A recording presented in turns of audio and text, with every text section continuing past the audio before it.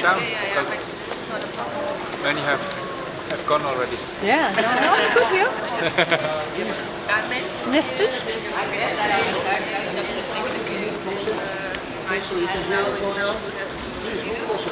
are plenty of seats. Don't mind the signs on the chairs. All right? Today you're either a VIP, you're an executive committee member, you're an education committee member. Just have a seat in front. Thank you.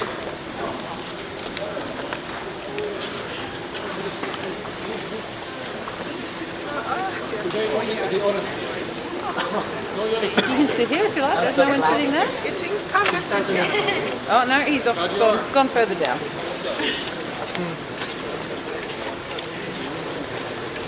Right, you can get through. Thank you. Sorry, I've got bad knees.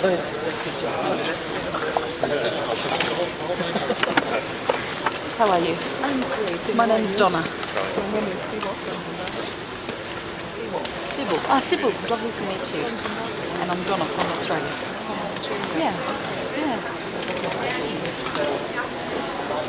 Don't mind the bad shot. No, don't worry. And what's your role in Zimbabwe? Oh, okay, you're head of delegation. Terrific. How is your team going? Good? Oh, no, they're not very good. Oh, no. They're just almost... Of course, they did play in the first rounds. Yeah. Yeah, they only played the first Oh, but that's all right though. Yeah. They have a good time. They enjoying themselves. They are. Great. So I think tomorrow I'll bring the first round. Yeah. How many athletes do you have here? Oh, nice. This year is too small. Too small. What sports are they involved in? There's one tennis. Okay. Okay. Don't worry. Don't lose time. Don't lose time with the lost causes. Yep. Oh, fantastic. They enjoy it. Great. Oh, they would have made lots of good friends too. Met so many new people. Yeah. These games are a huge match, right? Yeah, they are. They are. And what is your role in university sport in Zimbabwe? I'm a sports administrator. Okay.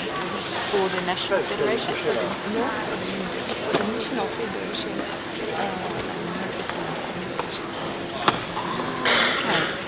And you're a sports administrator at a university? Which university? The National University of Zimbabwe. Nice. Yeah.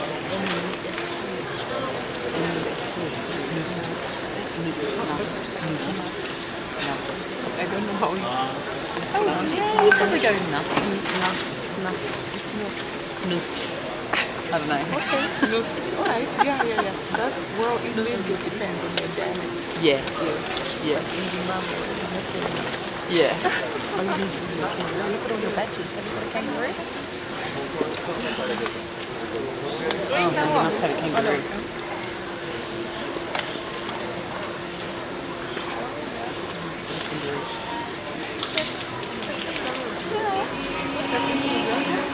It's the national animal in Australia.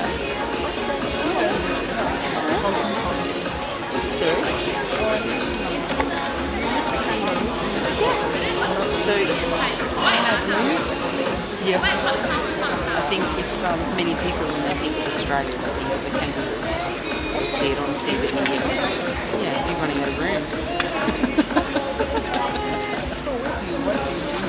So I work for the National University Sport Federation.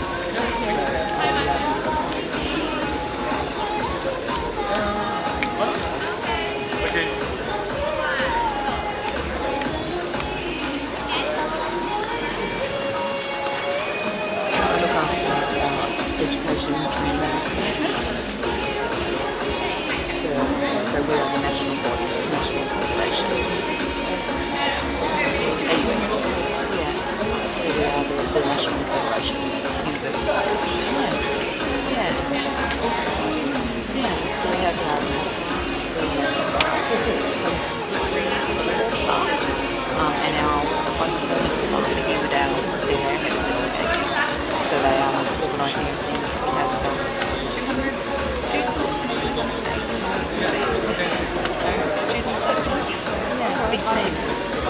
close for us.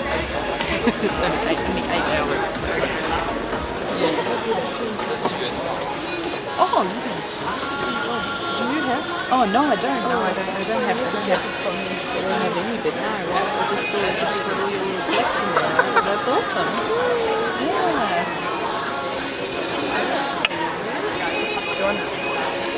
That's right, yeah. That's exactly right.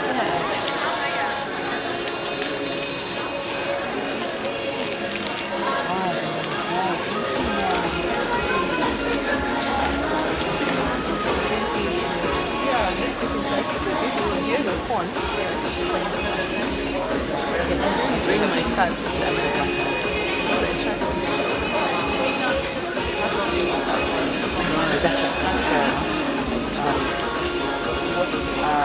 Or you can just send me an email when you get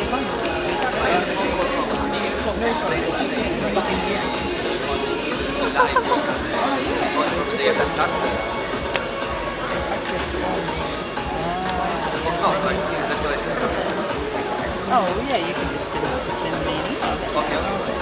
And I have all your details.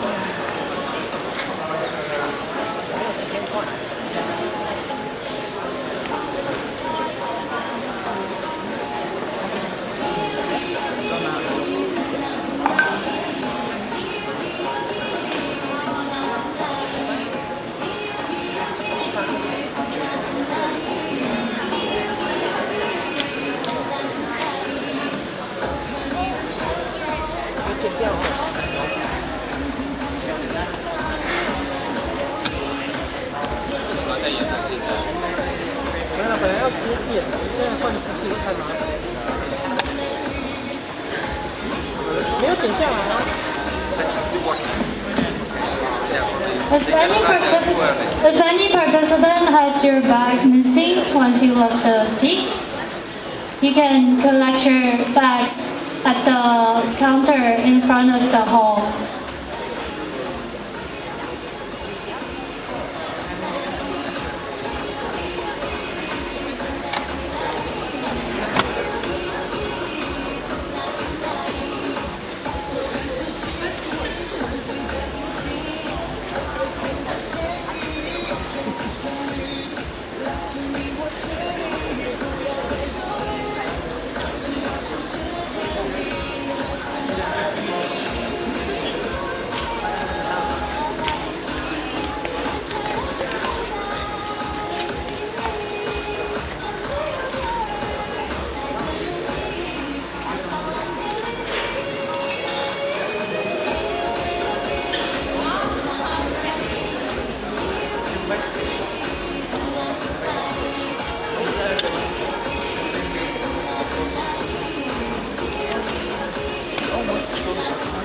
No.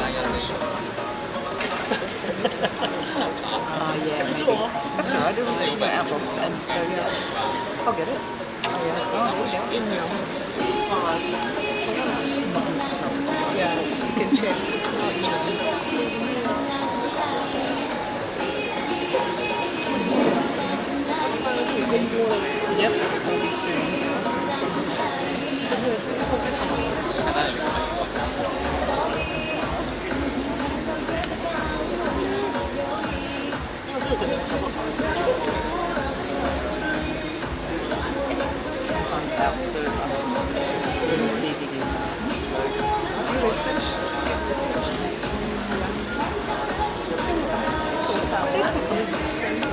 somewhere inside the space. Yes, that's right. That is my office. Yeah, all done.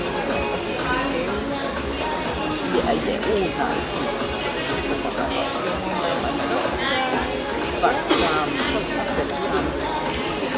will, I'll send you a picture. Yes. Great. That's good work.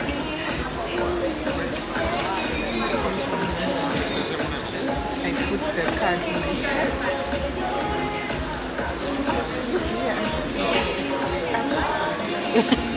No, I'm not there.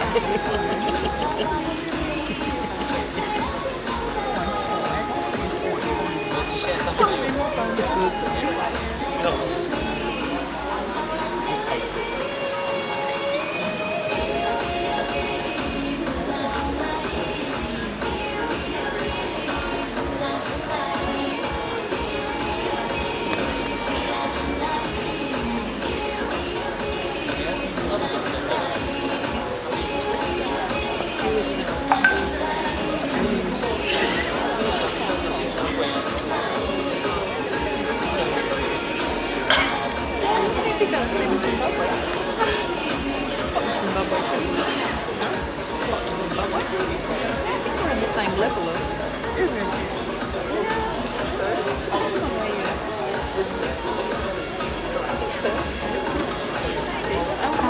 What's the temperature now in Zimbabwe? Winter's just coming. Yeah. So it's winter's coming to our end too. Yes, it has come to an end. Now we're getting into the season. It's just going to be summer. But usually the temperatures It's about the same as us. 28. Yeah. Actually, you're hotter. The previous the temperatures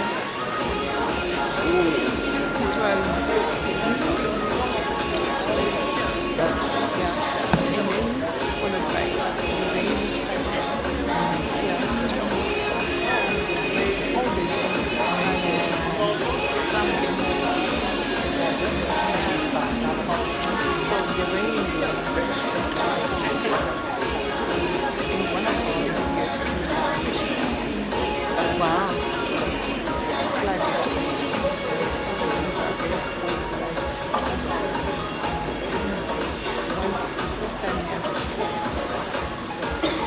So hello everybody. Good afternoon. Hi. Thank you for joining us. We are here at the Global Spin Final Competition at the Fisu World Conference on Student Development Through Sport here at the Taipei 2017 Summer Universiade. I'm very happy to have you here today because we're going to have a very special competition here. My name is Liron Glickman. I'm from High Foundation, and High Foundation basically is a global platform that connects and invests sports and innovation through different programs and activities around the world. And today, we have joined with Fisu, who hosted this competition, as an important step in the direction of fully supporting the potential of university sports as a vehicle for technology transfer, innovation and job creation, a key mission for a federation which is tightly connected with the community of students, athletes, and aims at promoting excellence in mind and body. I'm excited to bring to you today a celebration of innovations, my friends. In this global competition today, we're bringing to you 10 amazing startups from all over the world. These startups are harnessed with the spirit of innovation and technology, and they come from various sectors of the sports innovation. For example, we have startups that specialize in performance and analytics, wearables, digital platforms, esports, training and coaching, fan engagement, safety, and many others. So you're going to see a variety of technologies that impact the sports in many different levels today. Now, in order to initiate this global spin final competition that is brought to you today, I am very honored to invite to the stage to have a few opening words. Dr. Verena Burke, please. The first assessor of Fisu Executive Committee, Chair Chair of Fisu Media and Communication Committee and Chair of the Fisu Education Committee. Thank you so much for allowing this event, and I'm honored to have you open it.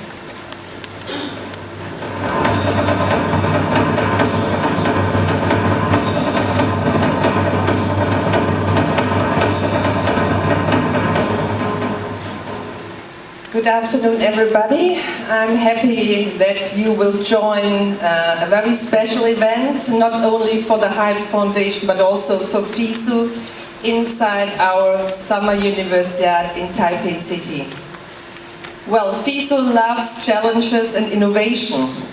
We have a winter conference, Innovation, Education, Sport, which also took part in the Universiade in Trento. And this was some kind of starting point in the relationship between Fisu and the Hype Foundation, because after the Winter Universiade, the organizer of the conference, Paolo Bouquet, who is today in the jury and the head of the jury, he organized together with the Hype Foundation in the last year a competition, a regional competition, which the winners were participated in the final in Rio de Janeiro. So we are very proud that we have the Hype Foundation with us, and I wish you all a very exciting event now. Thank you so much. Thank you very much, Chair Verena. Of course, we are here at the University of Taipei that kindly hosts the conference and the spring final competition. And the University of Taipei, that was established in 1895, is well known for being a contributor for the sports studies and, of course, sports sector in general. And this is my honor to invite here President Dr. Tai Shi-ling, President of the University of Taipei and the Chairperson of Taipei Summer Universiade Conference Organizing Committee. Thank you so much.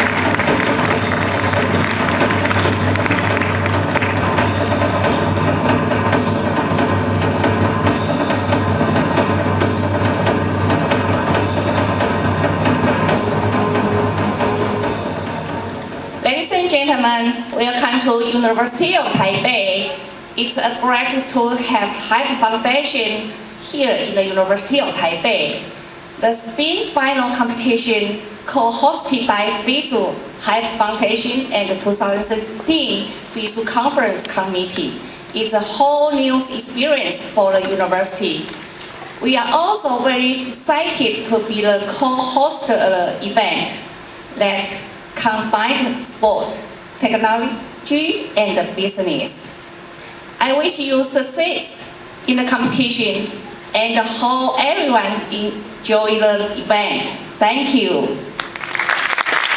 Thank you very much. So, for every good competition, we need good competitors, which we have our startups, which will come here soon, but we also need a jury panel that will make the decision, the great decision of today. And we have gathered for this purpose people that are leading people from the main actually companies and bodies that together incorporates the sports innovation ecosystem. We have the technology and the sports brands with us, we have investors, we have the academia representatives, and I would love to kindly let you introduce yourself to the audience today. We'll start with the head of jury, Professor Paolo Bouquet from University of Trento and Fisu expert. Thank you very much. Thank you everybody for joining us. My name is Paolo Bouquet. I'm Prorector for Sport Development at the University of Trento in Italy, where I teach computer science. It's a privilege for me and an honor, but also big responsibility to chair this fantastic jury. It's an amazing group of jury members. We'll do, of course, our best to select the winner of this competition. Last but not least, 7 years ago, I also started my company, so I have some experience as a startupper, which I'm not anymore after 7 years. So I know how painful, but how exciting it is to start a company, to have a good idea and try to bring it to the market and to success. So good luck to everybody, and thank you very much again for joining us, and thank you very much to the jury members to accept our invitation.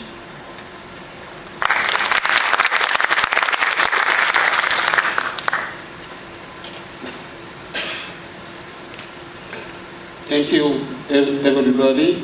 My name is Leopold Germain Senghor. I'm from Senegal. I was during 15 years general manager of the National University Sport Federation. And since 2007, I'm member of the Education Committee. That allows me to be in the executive committee, and now I'm Fisu Vice President. That's why I represent Fisu on this jury. Thank you. Thank you. I'm Tintin. I'm very happy to join the Asian jury. I hope to see some new ideas, this innovation. I myself was joined the 2011 Taipei team to bid for the sponsorship of 2018 University. Happy to see you again. Thank you.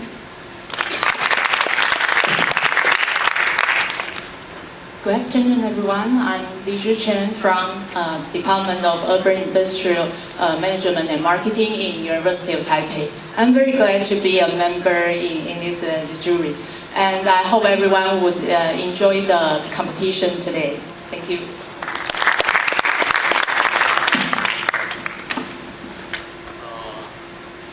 Hello guys, I'm Simon Xu from Acer. As a technical guy, for me, I'm very excited to join this competition because to learn the innovation from start is very important for our daily job. So not only to be a jury, but also a listener and a student for this competition. Thank you very much. Good afternoon, everyone. My name is Lily Kwan. I work for Taiwan Yahoo e-commerce. Since Taiwan e-commerce, Yahoo is the leaders of the market. We always support the most innovative products and technology. And as myself, I'm also have a lot of interest in sports. I do marathons and triathlon, and I play golf sometimes. So I'm really looking forward to today's presentation. Thank you. Good afternoon, everyone. My name is Mike Laughlin. I'm from SportCal. Thanks to Verena and Fisu and to Hype for putting this on today. I think it's a great idea, great innovation, because I think sport, education and innovation really fit very well together. I was a startup 27 years ago, guys, so I've been in business 27, so good luck. It's a tough road, but it's really worth it, so I wish you all the best.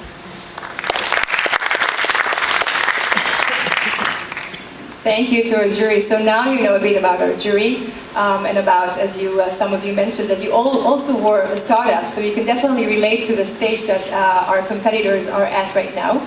And now that we know more about you, I would like to share more about what is really sports innovation. What does it mean? You know, we are here as part of the Universiade, and we are actually focusing on sports and, you know, reaching new limits. And innovation is a part of sports, and it's becoming more and more present in our lives, even personal and professional and personal sports athletes. So I would like to invite here Dr. Ilan Hadar, who is the partner of Hype Foundation and also the Chief Innovation Officer, to explain deeply what does sports innovation means. Please get him. Thank you, Liron, and thank you, everybody. Again, it was pleasure and it is pleasure to work with Fisu, especially with Paolo and Cole, and of course Verena. We went a long road with that, and we hope to continue to work together. So without any further hesitation, let me show you a little video about the Hype Foundation. The world of sports is changing before our eyes. Due to rapid technological changes, as well as a new generation of users and fans, sports industry leaders can no longer afford to be reactive. Even being early adopters may not be enough. Hype Foundation, a global platform for connecting and investing in sports innovation, has created an ecosystem of over 25,000 members to assist startups, top brands, and investors in working together. 2019 2016 saw Hype's successful global competition in Rio with over 1,500 sports startup applicants, as well as 8 regional competitions around the world. To accompany this, the Hype Top 50 was created, offering the top sports startups a fast track to outstanding achievements. In 2017, Hype is pushing the boundaries and leading the global sports market to new levels. 6 open sports innovation finals will be held alongside the world's biggest sporting events, giving startups the chance to participate in one of the largest innovation platforms in the world. Participants will be exposed to outstanding media coverage, top leading sports brands, and potential investors. The Hype Top 50 is coming back full force, offering a massive stage for up-and-coming startups to be exposed to the world. And for the first time, Hype Foundation is putting athletes, sports brands, and academia together in the biggest sport tech platform in history.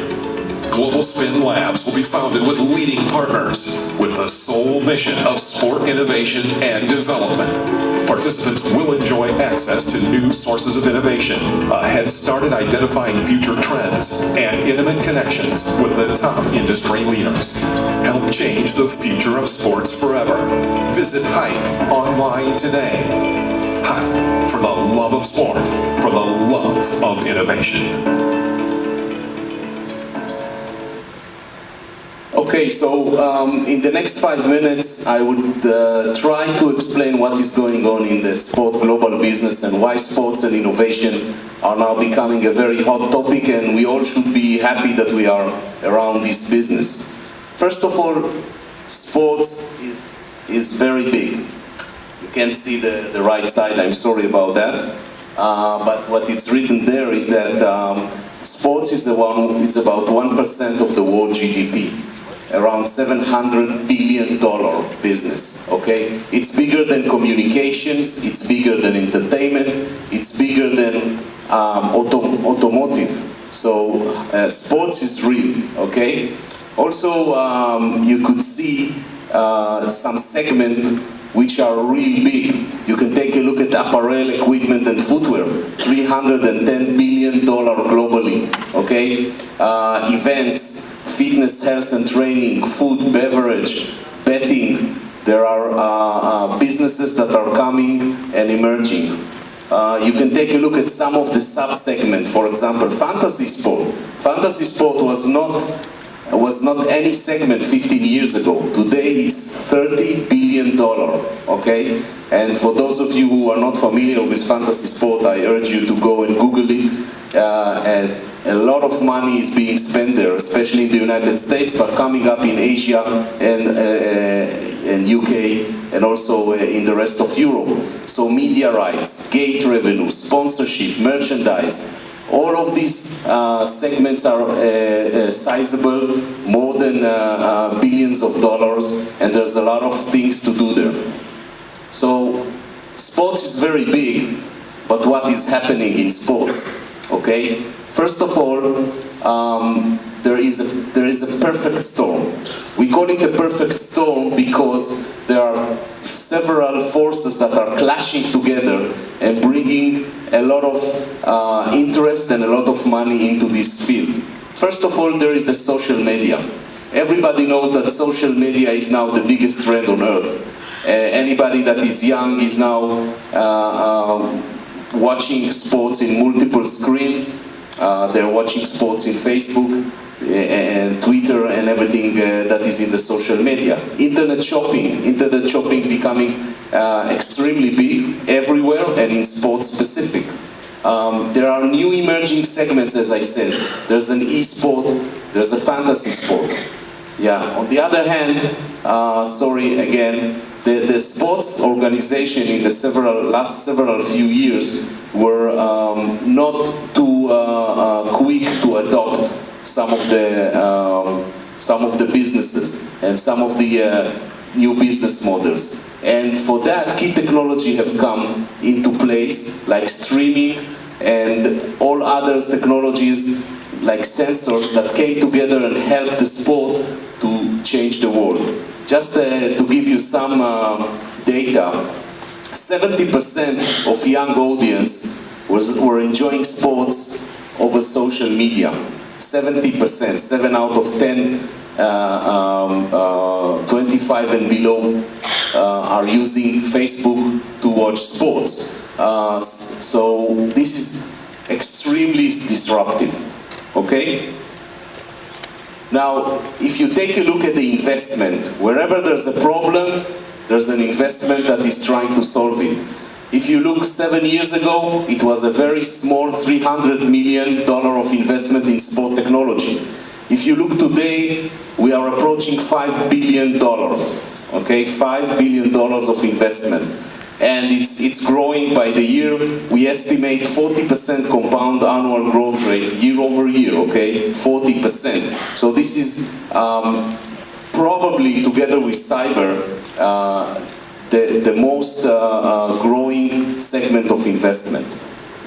And you could see some of the key investments, fan engagement, player safety, smart stadium, wearables, training and coaching, performance, analytics, media rights, everything, each and every one of these segments, as I said, is very big. And the latest announcement that we heard, for example, Tencent from China is spending $15 billion in esport. And we heard all kind of venture capital that is streaming teams. New teams are buying accelerators, and angel investors are coming into this. So we are living in an environment that is very hot. About Hype Foundation, so we are exactly in the middle between the innovation and the business. So we have we are doing webinars, we have executives on our ecosystem, 8,000 startups are on our network. We did 17 competition already. We are mentoring 100 startups. We did hackathons all over the world. So all of our activity are together getting into a good place today. That's it. So I could go on and on for an hour and a half, but the stage is for the young startups and for the jury to select the best ones. So we can start, right?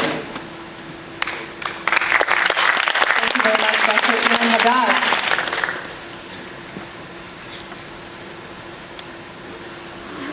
All right, so in a few minutes we're going to have 10 startups coming on stage. Now, just so you know, they were selected out of hundreds of startups coming from several different countries, such as Singapore, UK, Hong Kong, United States, India, and 4 from Chinese Taipei. We are about to get them on stage. Jury, now your role starts. If you have any questions, you'll have time to ask your questions for them. And the winner is going to be announced as the best most innovative sports startups in the world of sports for the Spring Final Taipei 2017 Universiade Games. The first prize is going to be 1 3-year membership at Microsoft's Global Sports Innovation Center. These are our prize giver partner, which is, I'm sure, watching us as well from the residence. Without further ado, let's start with the first startup, Mark Yu from Jim, please.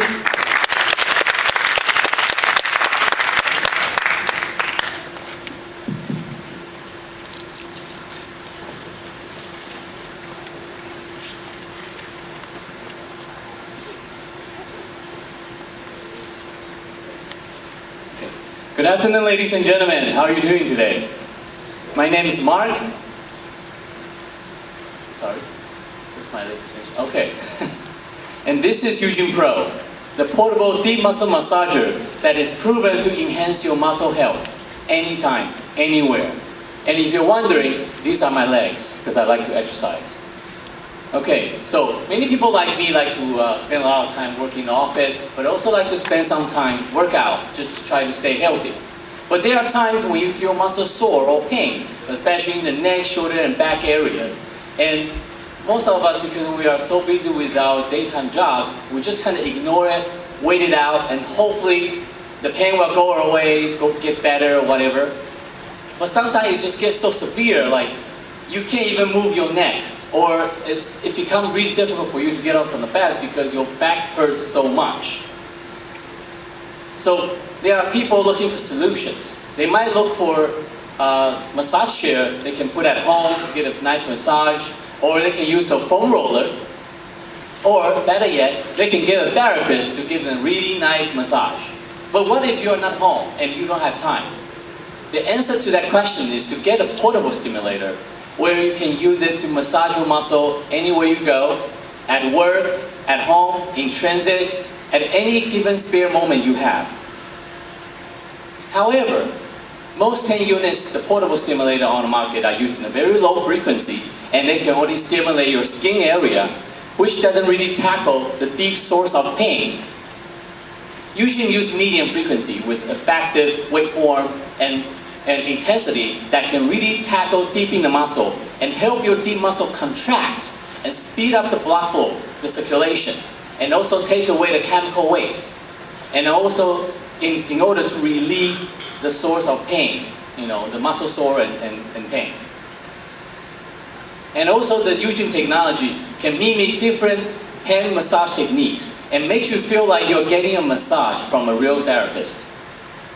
So Eugene Pro can help you warm up your muscle before workout to avoid sport injury. And during workout, you can use it to increase your muscle strength for up to 40% or also increase your workout efficiency. And after workout, you can use Eugene Pro to cool down and speed up the muscle recovery. And we even allow users to design their own massage training programs for themselves and share with their friends with our app. I'm sorry I got cut off. So compared with other competitors and solutions to treat your muscle problems, Eugene Pro is extremely portable. It's so small that you can slide in your pocket. This is the real size. Okay? And it saves a lot of time because you can use it anywhere you want. And it's also very effective. And the fact that it's using medium frequency, that it can actually tackle really deep in the muscle, so it's very deep. And we are also developing the hardware, so eventually next year we'll be able to use the same device to collect muscle information and then do a data analysis to improve your game. And also all the sequences are designed for athletes, so it's really effective for sports. And also the price is very affordable. So we believe Eugene is the most portable, effective, diverse, and time-saving device right now for sports solution in the market. According to Gartner, the fitness equipment market will reach to 11.9 billion by 2020 with 3.9% annual growth rate. And the muscle stimulator market will reach to 0.77 billion by 2023 with 6.1% annual growth rate. So we believe there's a huge potential for us to grow. Now, Eugene has 2 products in production already, and we have sold thousands of units, especially in US, through Touch of Modern and Beta retail stores. And our innovative and patented design has earned us many media exposures throughout the years, including TechCrunch. We have a very knowledgeable and experienced team. Myself has over 15 years in sales over semiconductors and pharmaceutical industries. And our CMO has over 25 years in advertising, and our CTO also has over 25 years in hardware development. And our advisor team covers both Western and Chinese medical system. We also work closely with athletes to design many training programs specific for their sports and muscle groups. Now, our next step is to become the #1 portable and smart muscle stimulator using medium frequency Russian wave, specifically for athlete training. So we are raising $1 million to help us reach that goal. Now, I urge you to try Eugene today, and you'll be surprised how a small device can create such a strong kick to your muscle. Thank you, and follow us on Facebook, Twitter, Instagram at Relax Deep Muscle or relaxdeepmuscle.com. Thank you.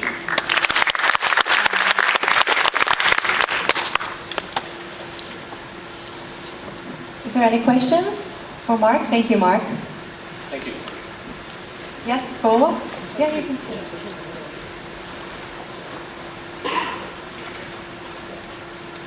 Thank you. Thank you for the presentation. One question is about the kind of validation of your product, which means you claimed that the massage is deep and beneficial, whatever. Do you have any experimental evidence that this is the case, so that you can prove that this is effective? It's not just something Yes. that you hope happens? Yes, before I start this company, I had this muscle injury, the shoulder injury. So I have to go to the physical therapy office all the time. And then the question came to me is there a solution that I can just do my treatment in a train or when I'm not at home? Because all the physiotherapy devices have to plug into the wall. You have to use it in the office, and those devices are very expensive. So I come up with this idea. We come up with different prototypes, and because I know a lot of startups, so we actually do a beta test with 20 people, and then some of them got really good results, and some of them even lose weight. And then I start this company. I joined the AppWorks, which is the accelerator in Taiwan, and then we have this prototype come up. And then we work with different athletes because we focus in sports. So we have runners, we have cyclists, they have different training muscles, different muscle groups. So we work with them to see if that really helps them to recover sooner. And then later on, that's what we want to move on is we want to help them during training to enhance their muscle strength much faster. Because I know a lot of countries, Olympians, they are using electrotherapy for their training purpose, and that's what we're doing. And when we have enough fund, we will even do the clinical trial and do a bigger group of athletes to validate our product. Thank you, Mark. Fantastic. So I appreciate that, and thank you, and we'll move on. Yes, thank you. I invite right now Heat Wicked, which is Kashyap, ready. Please start your pitch. Good luck. Hello everyone, I'm Kashyap Reddy. I'm a co-founder of HitWicket and I make games for a living. Let me start off with giving you a size of the gaming industry. It's a $100 billion industry which has fueled more than 20 unicorns.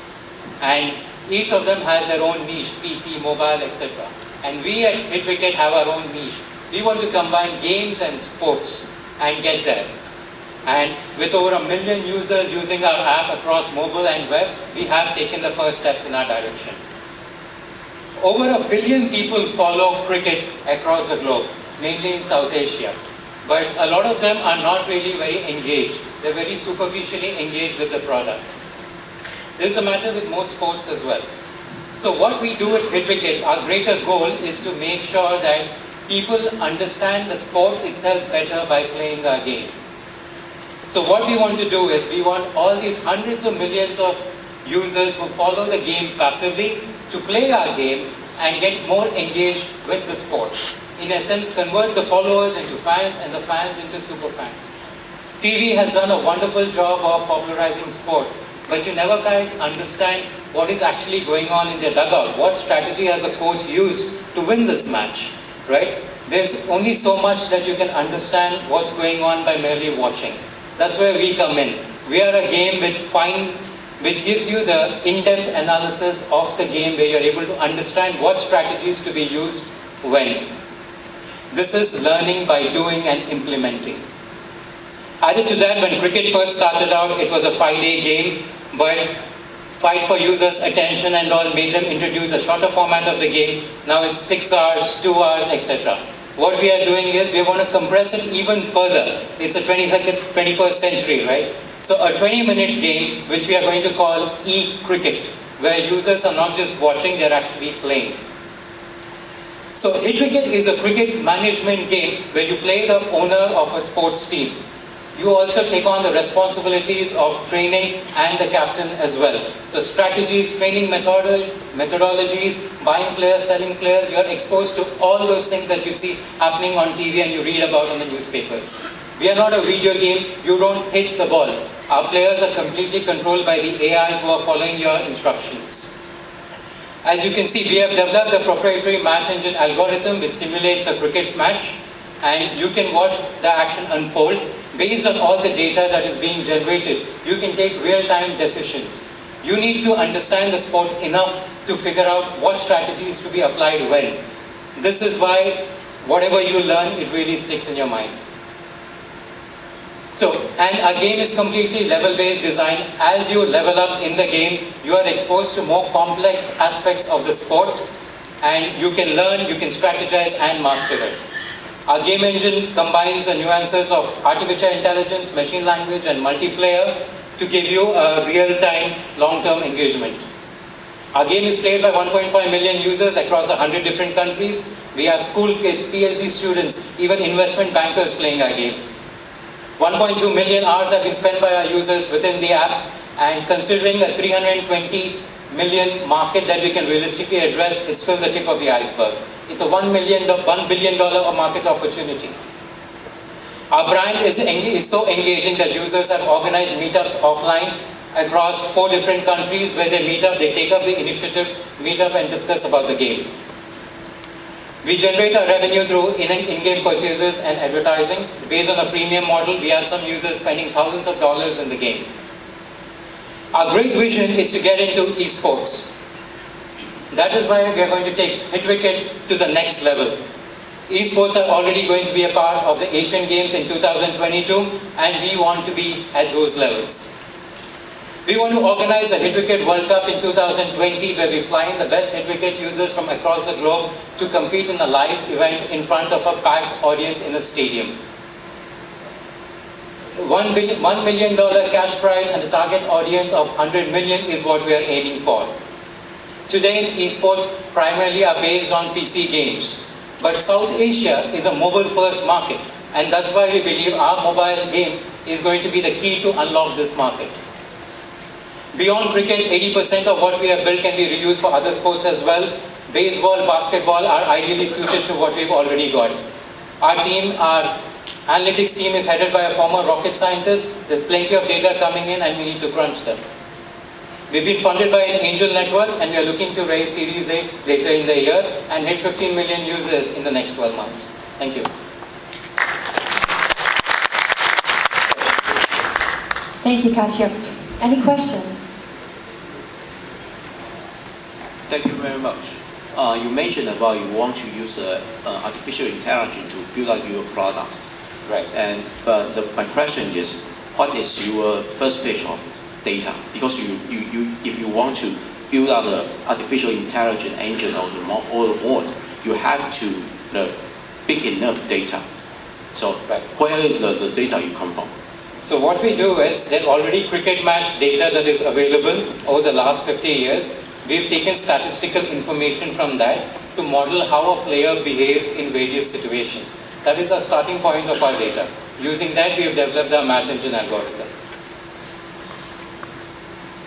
And added to that, we have simulated close to 25 million matches on our game, and it is being used by users, millions of users. Based on their feedback itself, we have to constantly keep tweaking the numbers to get a realistic picture.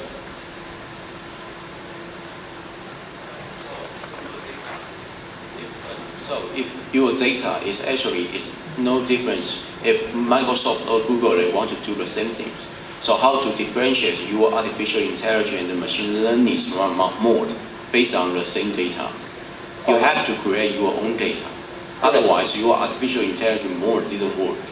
Correct. So we've taken the seed data from real cricket matches, and on top of that, we have added our own layers of logic, which is the gameplay elements and all that we have in our system, which is significant, that's completely proprietary, which cannot be easily recreated, and is being constantly tweaked across times.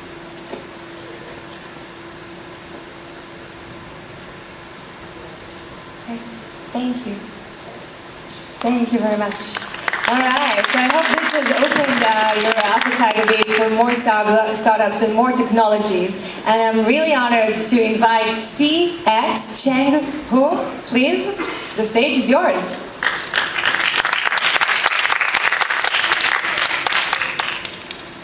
Howdy everyone, how y'all doing? It's good to be speaking English today, because exactly 17 years ago I couldn't speak a word of English. And sometimes I can speak English, now I can speak English, and sometimes, with a southern accent, y'all.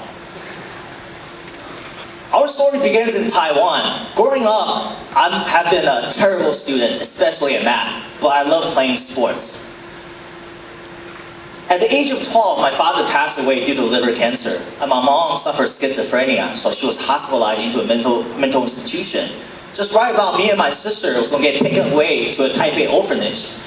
We realized we were adopted by my aunt and uncle in Augusta, Georgia. Even though I didn't want to leave my mother, my familiar surroundings. I didn't want to leave Taiwan. I was amazed by the tremendous act of love by my aunt and uncle taking us to the US. I went from not knowing English, didn't know the culture, had no friends, to learn English, made many friends, and learn sports because of sports I joined the US. Through sports, I started playing American football, basketball, and track.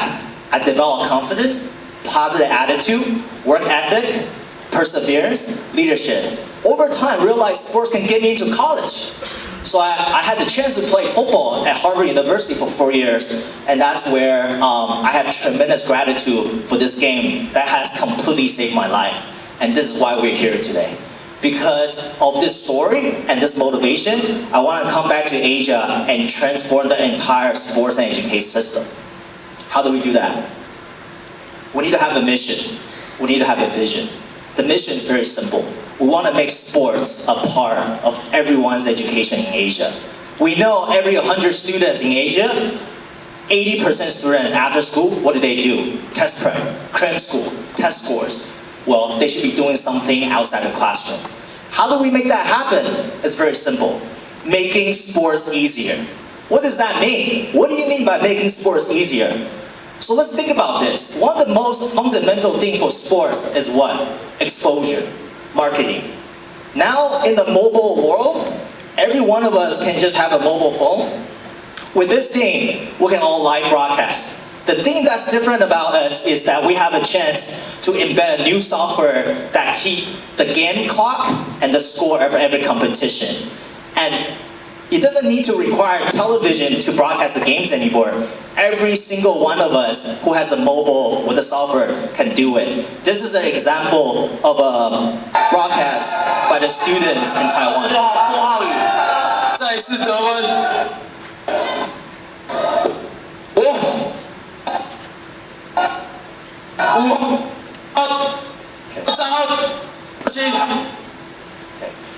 That was done by the student, and the commentator was by the students too, so everything was self-run. The next thing, how do we make sports easier? We know right now every competition is not digitally tracked. It's used paper and pencil. So we're thinking, using paper and pencil, you can't really accurately evaluate a player, a game, a referee. So why don't we make it easier to track stats? So therefore, we'll create a software that we can enable every single person once again to do this on their own. And this is a quick video of what that looks like. Essentially, you just look at the game, just one person. You can see number 2 score a basket, number 2 miss the basket, and just clicking the button. And there you go. You can track the stats seamlessly.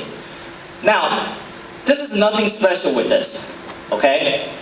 Over time, we start to learn that, hey, if we're going to get every game to be broadcasted, every game to be digitally recorded, what we essentially are doing is bring every sports teams online. And that's what we want to do. We want to connect every single sports team in Asia online. And when do we do that?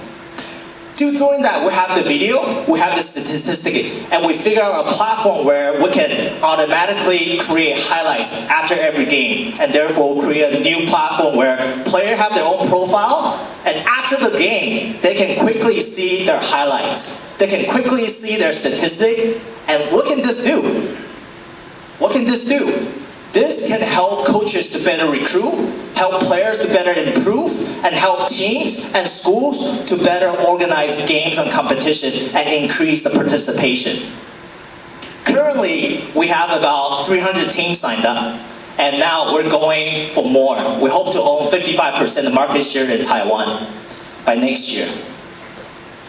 Our team right now consists of 9 full-time, and as of last year, we have raised a Series C round funding at $800K. And moving forward, we want to rally everyone to continue this mission.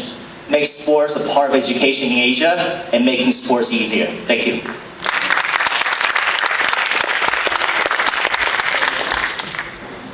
Thank you very much. Thanks, Cheng. Any questions from the jury?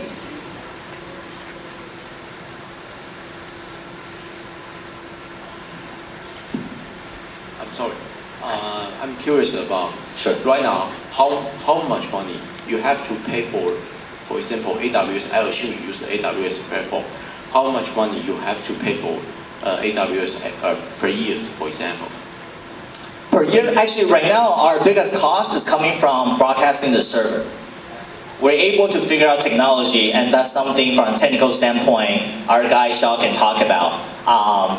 He knows all the run. I'm kind of sales, but in terms of water, the biggest thing is the licensing, right, and the server. So right now, on average, like monthly, our cost is more based on the number of locations we're broadcasting the games. So actually, it's not that high. We're able to keep it pretty low. It's about 700 USD per month. Yeah, my question is about your cost and the benefit, because right now you to unload so many games, but videos. Not the professional guys play the games. Right. But you have to pay the bandwidth and the storage and the tractions to Amazon. So how to benefit you to make your money? So the biggest cost is actually transcoding costs. Yeah.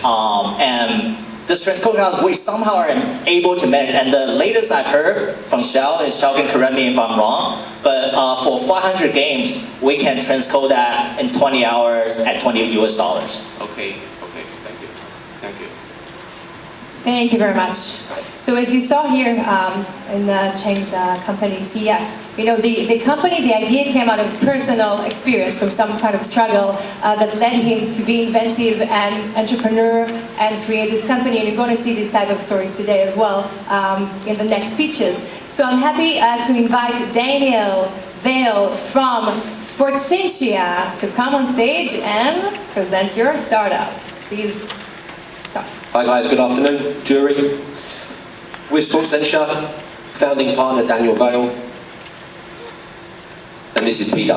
Hi everyone, Peter Lazu here, founding partner along with Danny Vale of Sportsentia. Sincere apologies for not being present for this exciting spin final in Taipei, but I'm going to leave you in Danny's capable hands to tell you all about our company and our amazing smart insole, which for sure will disrupt the world of injury prediction, prevention and management. Take care, have fun, and Danny, good luck. Thank you, Peter. He's actually watching as well. So Sportsentia was built out of frustration. Myself and Peter, we didn't make it as professional footballers. We constantly got injuries, and as a coach myself, we didn't have an avenue to showcase these players from Asia into the world of professional sport in Europe or America. So what do? We've built an ecosystem that can help monitor and manage these players from a grassroots level all the way up to professional.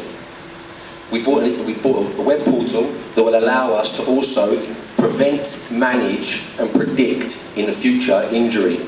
How do we do this? As Peter alluded to, our smart intelligent insole.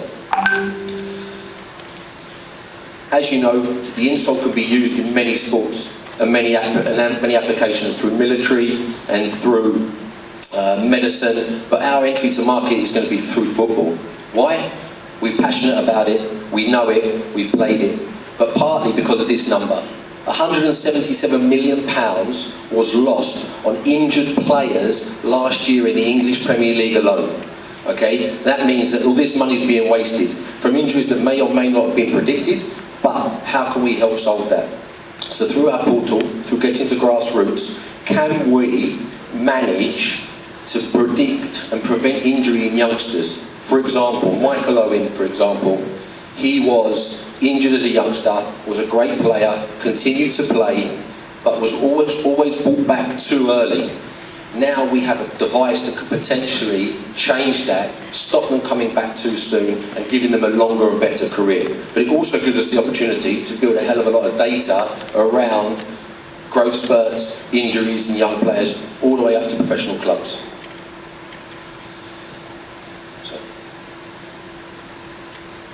So, how do we do that? Through our insole, the dynamic data that we can collect will build a baseline around you. It monitors weight and gait analysis in real time, and it will learn about you as it goes along. Everybody's different. Same height, same weight, same everything, but you walk and you run uniquely.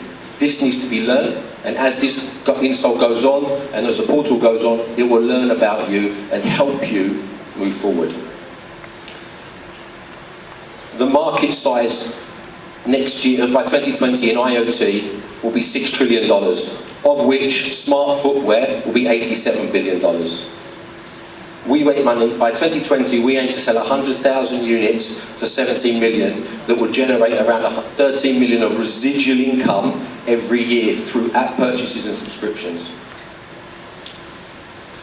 Part of our social innovation is that even though you buy it as a child, we don't want our parents paying too much every time.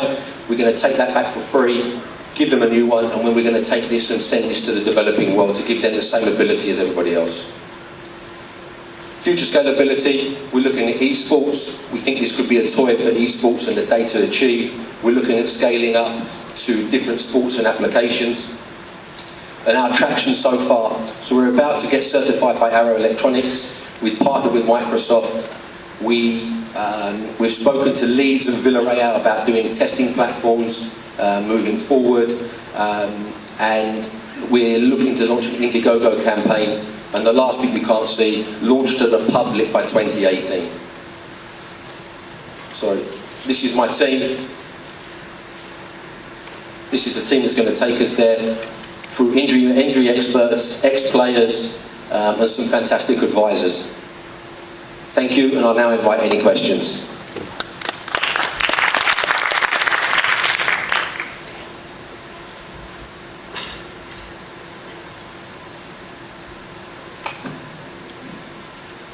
Okay. So there's not any questions. We'll move on. Thank you so much, Daniel. Thank you. Thank you very much. Much appreciated. And we're moving on to Up Game. Samir Sani, please. The stage is yours. Thank you. Thank you. Hi guys, my name is Samir and I'm the founder of UpGame, a golf analytics company based out of India.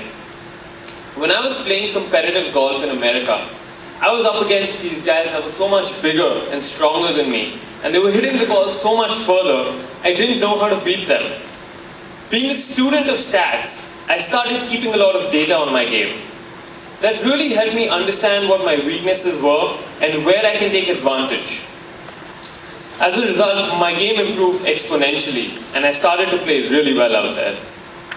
So actionable insight from data really became the vision of what I wanted to do. Now statistics were great, right? But there was one big problem. Keeping stats in golf was so tedious and time consuming. In fact, when we did a market research before building a product, we spoke to a lot of coaches and players, and they all seemed to agree that although stats were very, very important, nobody did anything about it because nobody wanted to keep logbooks and spreadsheets.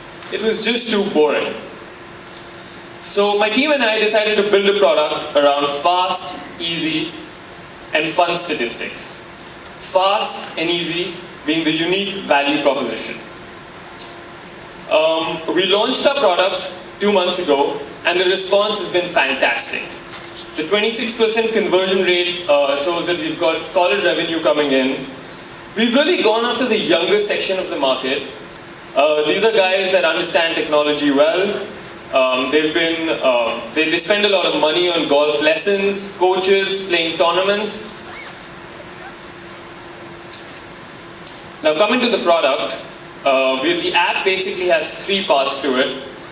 Part 1 is that it builds a better connectivity between student and coach. So there's a student interface, there's a coach interface, and they can share text, video, statistics, key points of a golf lesson so that the student never forgets it. Now part 2 is a data entry system. Now this is where the magic happens. You simply search for the golf course that you're playing at, a map of the course comes up, and to enter data you just simply place on the map where you've hit your shots. It takes 2 minutes to do.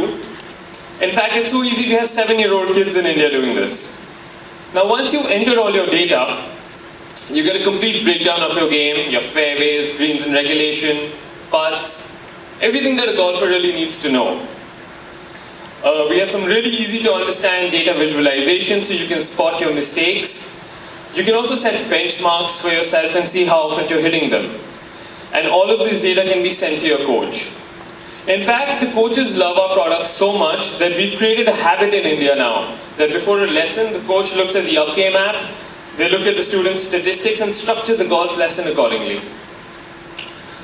We've come in at 2 price points, a $5.99 and an $8.99 a month plan.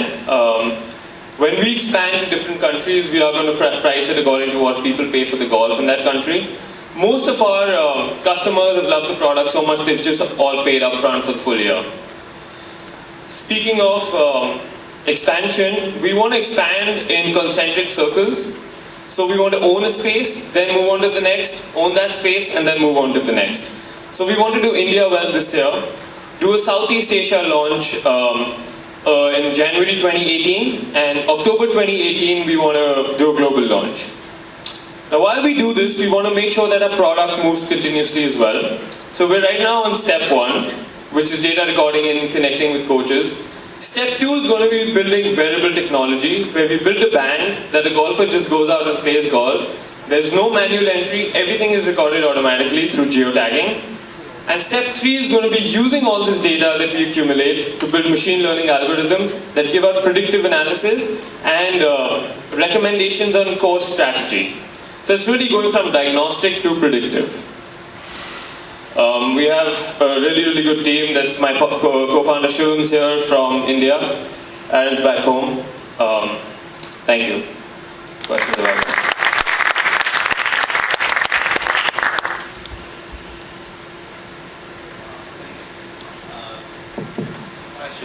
The first one is, did you know how many percentage the guys when they play golf, they will bring cell phone? So, how many percentage? How many percent play percentage the guys they play golf, they will bring cell phone, mobile phone, smartphone. In India? Or in India? Global or India, because I have no idea. The second one is, did you have any competitor or alternative solution will be your competitor? Okay, so percentage of golfers using mobile phones is, I would say, a majority of the market, because, I mean, essentially in India at least, golf is considered a little more of a higher end sport, so everyone has their smartphones on them all the time. Who play golf, yeah? Yeah, but our data entry system is so easy, you can do it halfway around as well. It just takes 2 minutes to do. So you don't have to take out your phone every time. Thank you. Thank you very much. Thank you. So guys, we already seen 5 startups. We're halfway through. Please give them all a big round of applause. They definitely deserve it. They came a long way. Thank you very much. Now I'm happy to invite, he's already here, Detrick DeBurr from Game Time Giving, all the way from Texas. The stage is yours. Good afternoon. My name is Detrick DeBurr. I'm with Game Time Giving, Dallas, Texas, USA. Game Time Giving is a sports fan engagement platform that allows nonprofit organizations or NGOs to raise money at sporting events by creating a giving competition between the particular fans at that particular event. Now, let me tell you a little bit about the problem. In the US, it costs a typical nonprofit organization about $150 just to get a first-time donor. The typical age of that first-time donor is 55 years old, and they generally don't even break even on these guys for the first 2 years. Now, we happen to know that millennials, those people between the ages of 25, 35, they actually give about $100 every year to various charitable organizations. So let's think about this. While these people are over here struggling to bring in first-time donors, the people that they really need to reach, they simply can't afford to. Not only does that problem exist in the US, it exists all over the world. More importantly, we know that the solution has already been found.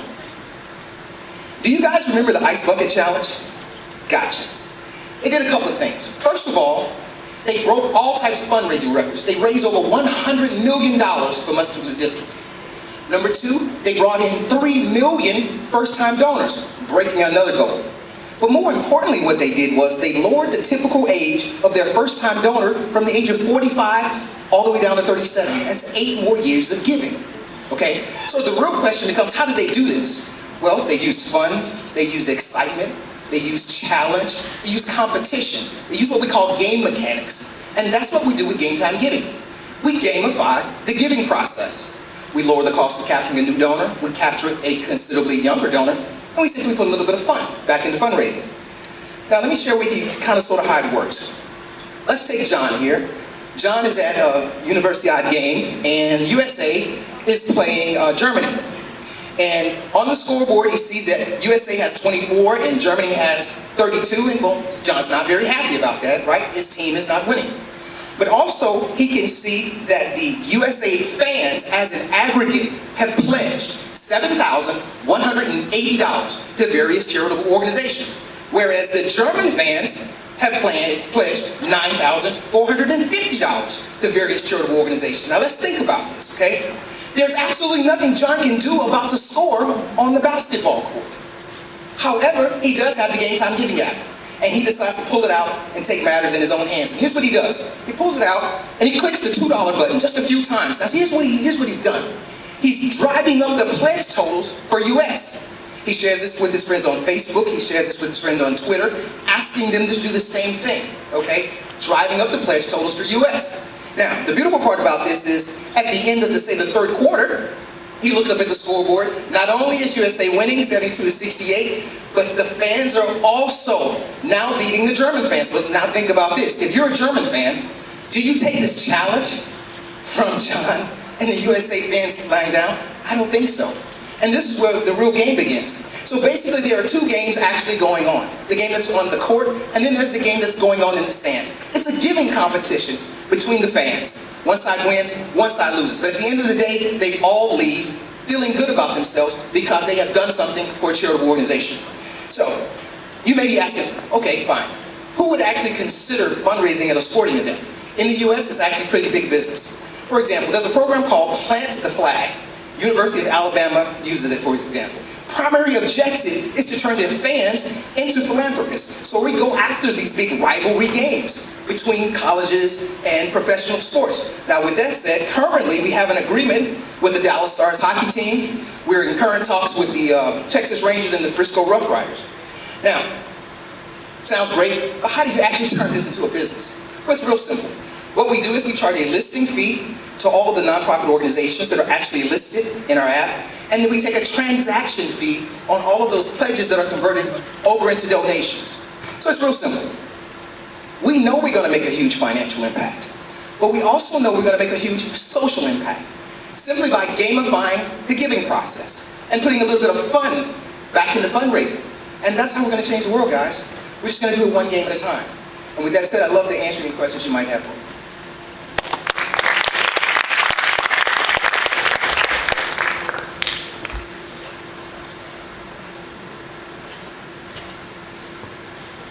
Just quick questions. Yes. Yeah.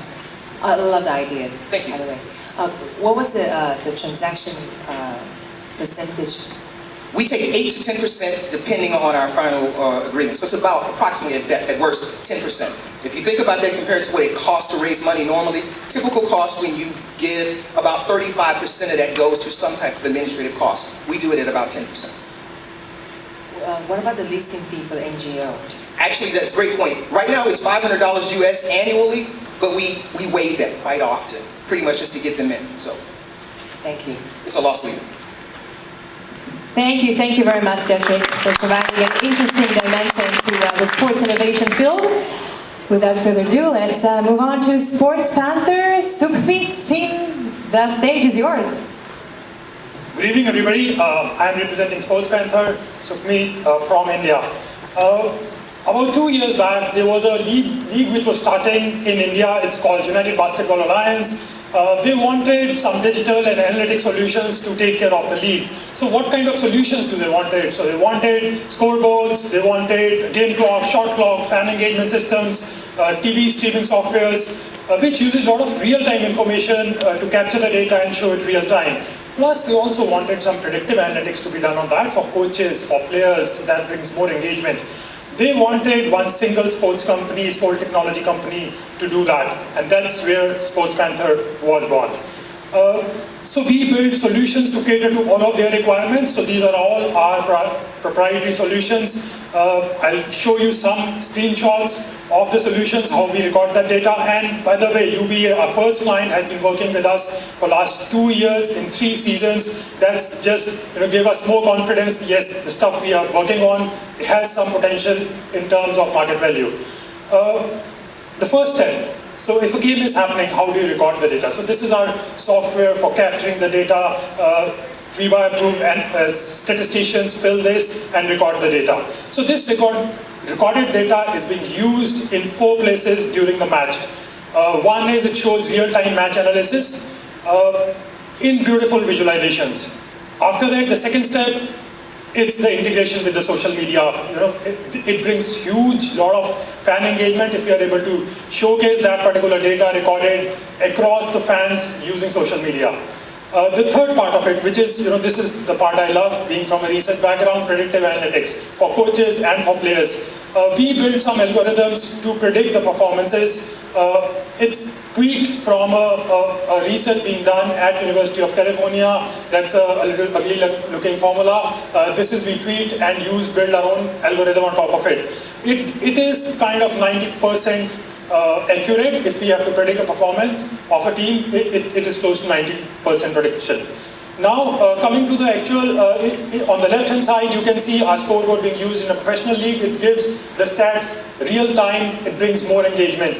Second is, this is our scoreboard being used in FIBA Asia Women's Cup this July in Bangalore. So it's both a professional league and an international body of basketball using our products. This is a set of our clients. It ranges from a high school in US to Basketball Federation of India, which is the national body of India, and the FIBA, which is the international body. Now, the Basketball Federation has invited us for a long-term contract, so we are still working on that. As of now, it was league per league, but fingers crossed we may be able to sign up a 2-year contract with them. Similarly, for FIBA, they have invited us to give our whole set of products to be FIBA accredited. For that, we have to give them all the specifications, everything, and if we are able to do that, we will be the first company in Asia to be accredited for all our products by FIBA. As of now, if any game happens which is FIBA accredited, they have to use only FIBA accredited softwares and game clocks. I also like to highlight the Indian College Athletic Program. We have a MOU. We will be getting data of around 17,000 athletes for prediction. That's quite interesting for us. Coming to the competition and our strengths, we are the only company which gives the complete range of solutions, starting from data recording to scoreboards to prediction. We are very proud to be the first company in India for that. We are very, very focused on developing nations. Our solutions are way, way, way cheaper than what it's there in Europe or in US. Coming to our growth, so we have been technology and clients for our focus areas for first 2 years. Now, India being a big league market, so around 31 leagues, we want to focus more on developing the Indian nation. And after that, we want to expand beyond India. It could be, first of all, Asian countries. Coming to the team, this is our strength. I guess we develop all our systems based on the strengths of our mentors. The first one is a PhD in augmented and virtual reality. He's helping us with our sensor-based technology data collection. The second one is a VP at United Basketball Alliance, helps in basketball solutions. And third one is the director of Indian College Athletic Program. He helps us in sales channels and also for the data for the 17,000 athletes. Coming to the actual team, we have a strong technology analytics team. Our chief operating officer is there. She is 11 years of work experience at NIT and project management. Myself, I'm a little part of the team. I have a background in analytics, IT, have worked in US, UK, Dubai. I'm also a badminton and a volleyball player. Thanks a lot. Any question? I'm ready to help.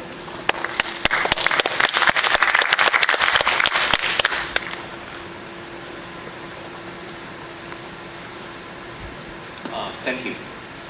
In terms of your opinions, you thought your company, what is your company's entry barriers, main entry barrier? Technology, partnership, relationship, or business model, or your team? What kinds of elements is your entry barrier? So for us to go to a new league, what is our entry barrier, you were saying? Yeah, your company's entry barrier. If any companies, for example, in India, so they want to compete with you. Okay. Yeah. So what is our priority? So what is the strength basically? Our key strength is the complete value chain. Our system are capable of recording the data, showing it real time on scoreboards, We have our own digital clocks which take that data, and also it is able to predict the performance. As of now, you have all the companies doing part. So if some company gives game clock, they only give game clock. If some company gives data analysis, they only do data analysis. We are the only company in India or in Asia which caters to the complete value chain of a sporting event. Thank you very much. Now I would like to invite you all, sorry, yes, another question, please. Thank you for your presentation. My question related to predictive performance. How can you ensure us that the coach and the player, when they have analytics, are you sure these analytics can help you to have good predictive performance? On my view, we think sometimes that coach and players, they don't give right analytics. Okay. So I'll tell you. So for the predictive analytics, first of all, very good question. As I mentioned, we take the strength which is available in the world. So we have taken some research papers of University of California which are publicly available, used those algorithms, tweak those to match our requirements and predict. So what we have done is we have taken data from last so many years of NBA, tried to predict a lot of times on the playoffs. So we are approximately 90% accurate on our predictions. Thank you. Thank you very much. These are Sports Panther. Thank you. Thank you so much. Thank you. And at this point, yes, you definitely deserve it. At this point, I would like to invite each and every one of you to think what was your favorite startup so far, and if there is any technology you would have loved to use yourself. While you think about it, let's get Dr. Kylie Wang from Sports Match. Here you go.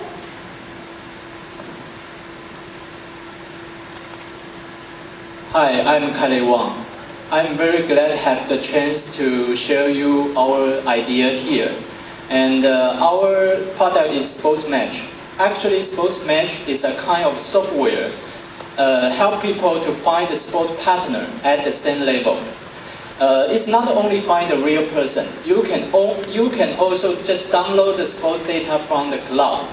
For example, sometimes running is boring. So if people can download a set of GPS location from the cloud and put it into your device, then you can compete with those data in the real visual way. And you will know you are win or lose every moment. So we think that will let sports more interesting. So not only performance analysis, our software also can do the gamification design. For example, we will send the user every day a set of data and encourage them to compete with the data. If they win, they will get some kind of reward. And our software is also a kind of tool help the company to hold the competition event. Because we have many data, so we help them to hold the event just at the specific level. It is not only good for lower the event holding cost, it is also a good idea for marketing. And this is our prototype. As you can see, we just try to transfer the number data to the graphic way. We also create many kinds of index, because the index like people can talk about the competition, and that will make they think competition is interesting. To protect our idea, we already applied at least 3 patents, but of course we still keep the business secret of algorithm.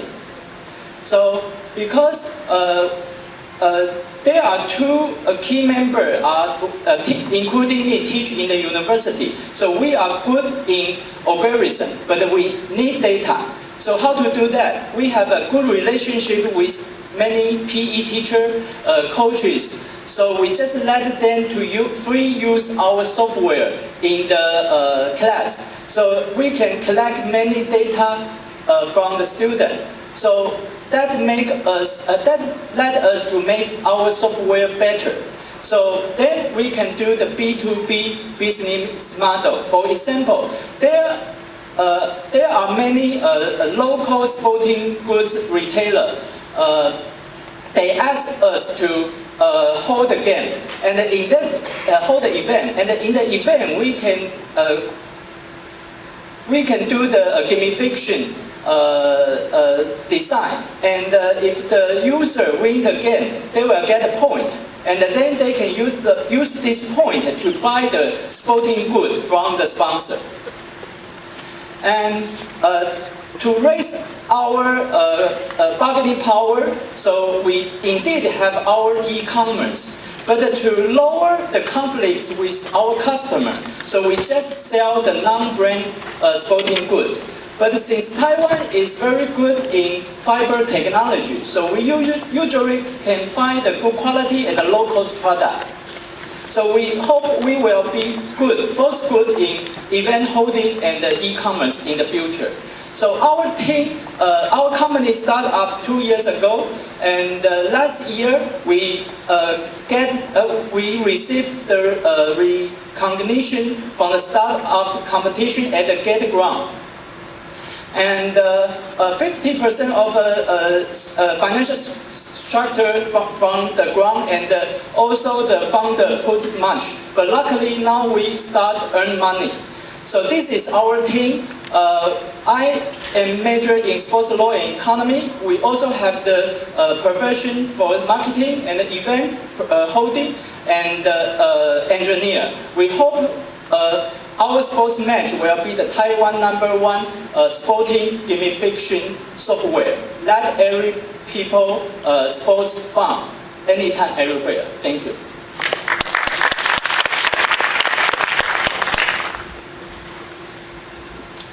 Thank you. Right now, when I went jogging or bike, I can upload my record to Facebook. So right now, Facebook, maybe around the world, they own maybe billions of records about the sports. So what is your business model? What is your company the differentiation compared with if Facebook they want to do the same thing or similar things compared with you? So what is your differentiation compared with right now? I upload my record to Facebook. You mean compare the? Sorry, I didn't hear clearly. Right now, differentiation. Because right now you try to match your potential, your virtual competitor. Yeah. But right now, most of or some of them, including myself, we upload our record to Facebook already. Yes, I got it. Because if you use our software, you need at least to run one data each distance, and we will use your data we will have algorithm.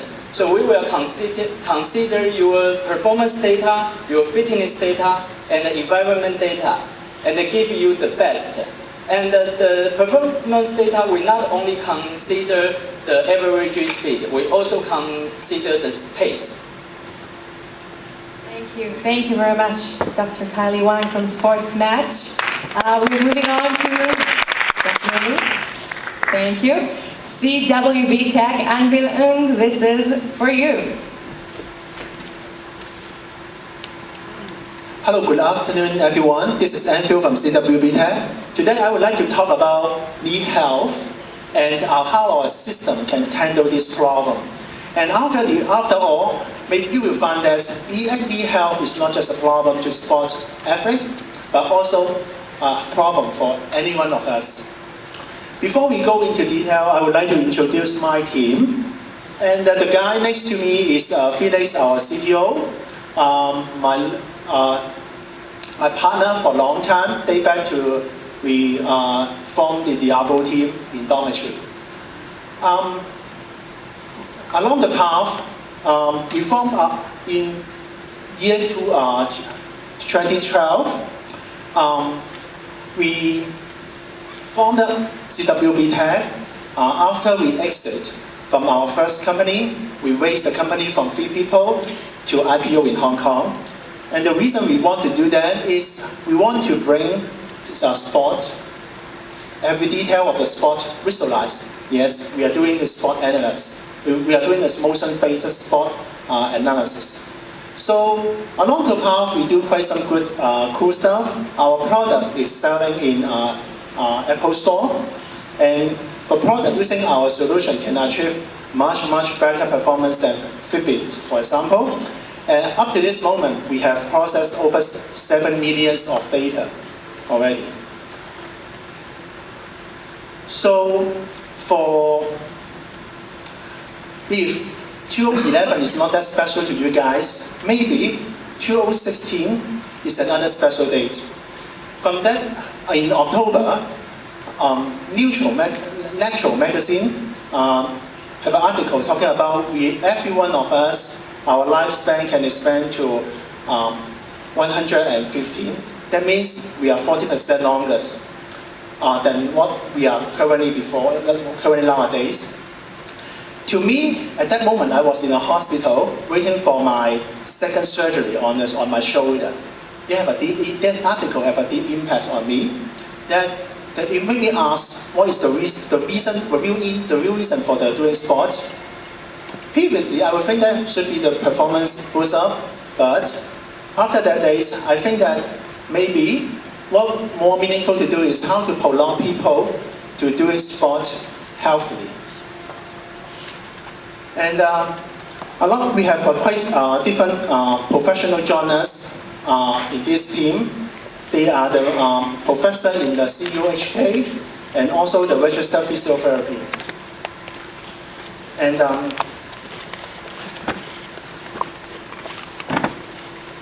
what we are going to do is to add our sensor to the strap, such that it can detect the health movement. And the Holy Grail actually is on your knee here and the vulgar angle. From that, we can predict your knee health and how does it affect your knee health. And actually, this finding has been we are doing this research for a long time. The first part of it had been done in Finland. We selected over 300 of athletes. They do the measurement in the 3D camera. And then we also do a tracking for them after they do this kind of test. After 6 months, how do they will they have a higher risk on ACL injury or heel injury? And the result is pretty encouraging. At the same time, US, the other team, is doing similar stuff. And what we are doing right now is doing this test again with our sensor here, and then comparing our data with the finding we did earlier. To move forward, we will going to launch our product in crowdfunding, and then to push this into market. At the same time, while we do the more data collection with the ethic and from our sensor, we will further approach the sports academy. Yeah. Thank you. Thank you, Anvil. Have a question? Excuse me. Allow me to confirm your product. You buy sensors from third party, and then you just build on the module, right? Yes. Or you design the sensor by yourself? In terms of the hardware, we are using light as a sensor, but the way we did is on the algorithm and how to compensate the sensor error. Many people think that sensor by itself is a perfect device. In terms of gaming, yes, more or less the same. But if you are using sensor in a very accurate domain, we have to deal with the imperfect. For example, the temperature coefficient compensation, the linearity of different angle. So that part is our core technology inside. Okay, thank you. Thank you very much. Now, dear audience, last but not least, I'm happy to invite William Su from Chasewind to close the 10 startups presenting today. Hello everyone, we are Chasewind. We are cyclists and we love cycling.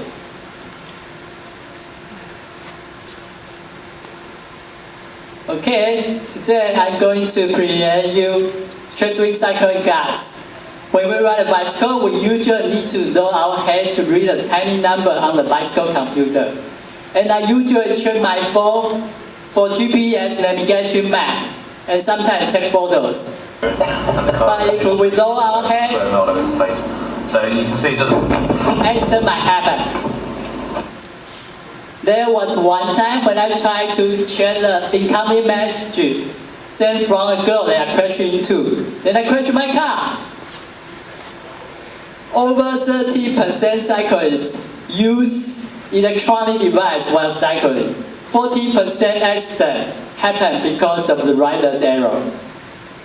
That's why we put a heads-up display on the gas to let you see the information you need in front of your eye.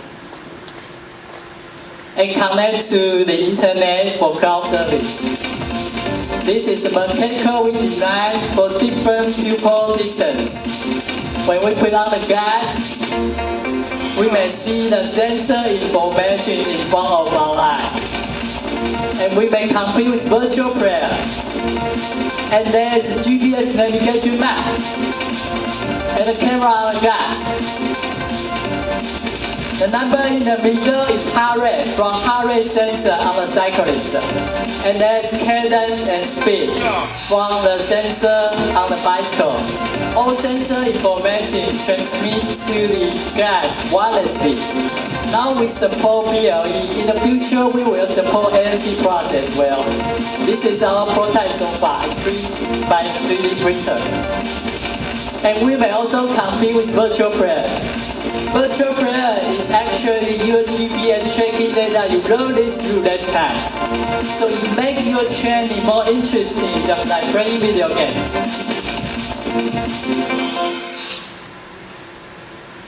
Cheswick gas is your IoT hub on the bicycle. It connects the sensor data and connects to the internet. Virtual coach will tell you your best heart burning rate, best fat burning rate, and if your heart rate overloading, we will give you a heart rate overloading warning to prevent you from getting a heart shock. And we have team radio function to communicate with your teammate. And we overlay your performance data onto the video that's shoot by your camera on the gas and broadcast real time. And you may also review your video after the training. Internet of vehicle coming, all cars will connect to the internet. But what about the bicycle? Who will take care about the bicycle? Yes, we will take care of the bicycle.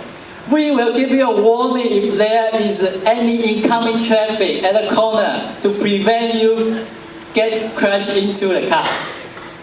Compared to other competitors, we are more safety because of its transparent optical engine, and we have more cloud functions.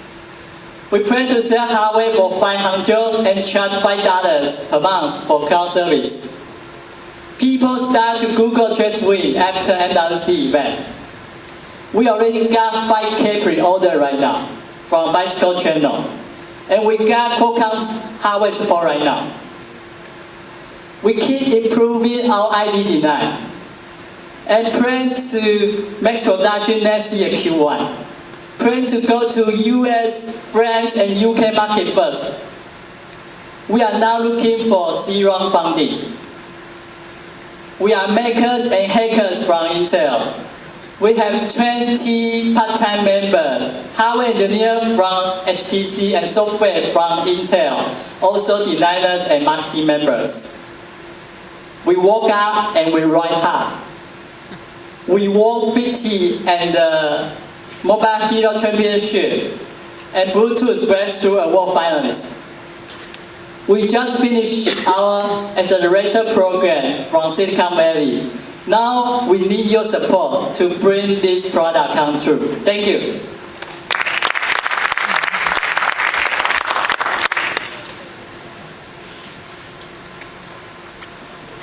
Excuse me, William. Yes. Right now, your product, the weight and the power, battery battery life? Right now the number is. Okay, very good question. High battery is always a problem for optical engine because it's high power consumption, right? But now we found an optical engine which is smaller than your pupil. So it could allow we to use outdoor because this of course cannot use outdoor, you know that, right? Yeah. And this new optical engine is lower power consumption because it's pretty smaller. Micro display, very small micro display. So we have lower power consumption and weight right now.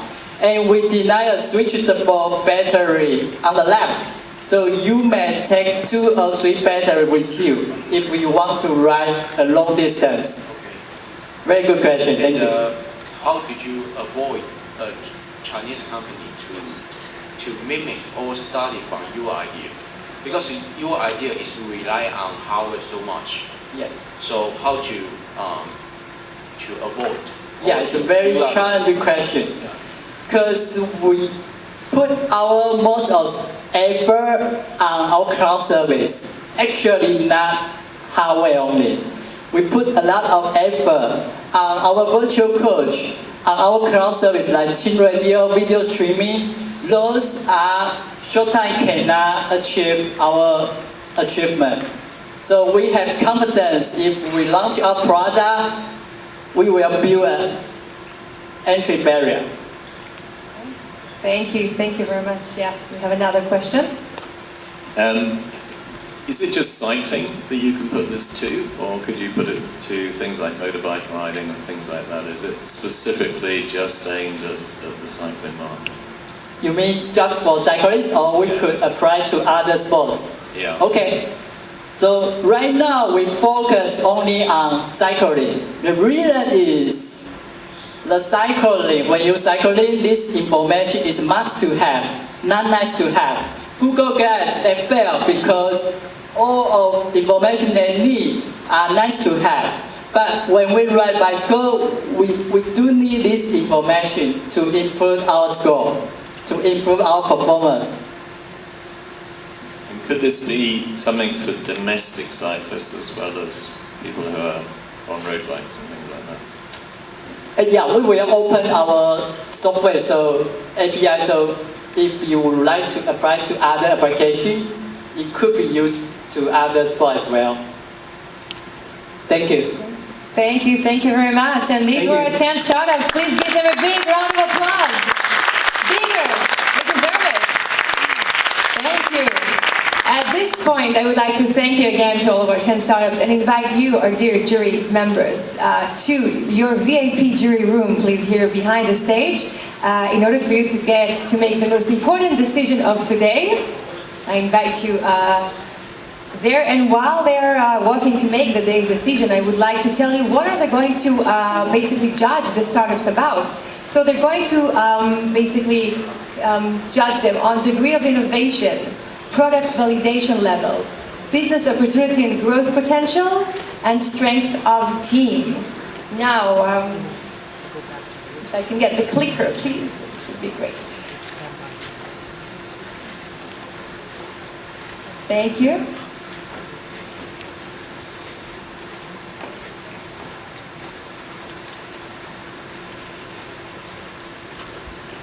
Okay, so while they are actually having their deliberation, I would like to invite Mrs. Khema Mutibi to come on stage and provide a few words, please.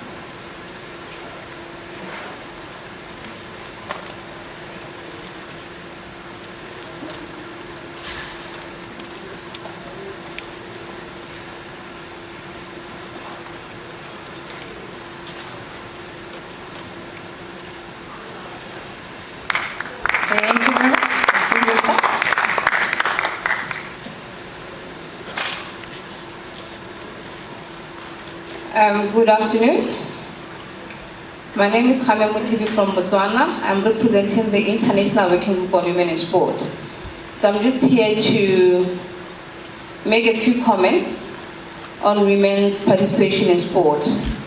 Earlier, it was presented that sport can be used as a tool to develop sport. And I'll say it also can be used as a tool to transform the world, and can also be used as a tool to attain a gender equal world. We can actually use sport to achieve the Sustainable Development Goal 5. And we have to make sure that we do that in order to increase participation of women and girls in sport. Earlier, the presentations where Fisu as well as the NCAA were talking about having women participating in sport and making sure that teams are equal, and probably having challenge with having the technical aspect of it being 50-50. And it's applaudable that the two organizations and many other organizations are actually making sure that they bring women to sport. But what we also need to look into is also making sure that we are bringing quality of those women to sport, not just 50-50. And we should now move away from talking about numbers only to presenting a gender disaggregated data, where we look at how many women do we have, what are their needs, what can we do to assist them. And the same would apply to men. How many men we have, what we need to do, and what we need to, or what are their needs and what can be done to assist them. After doing that, we'll definitely realize that women are more challenged and they need more support, and we can then start working on programming and planning for both, but skewing more towards women. Next year, we are going to be having a world conference that is going to assist us in coming up with strategies, in even continue the discussion of women and girls in sport. Because I was not supposed to talk today, so I won't be going into the whole presentation thing. But I'll only invite you to come to Botswana next year on the 17th to 20th May to come and be part of the discussion around how to support women and girls in sport. Through this video, I'm inviting you to Botswana to present your abstract, as well as to become keynote speakers, and even to come and experience Africa. Probably some of you will be the first time to come to Africa, but come there for a good cause, to encourage women participation in sport. Thank you. I'll be playing the video now.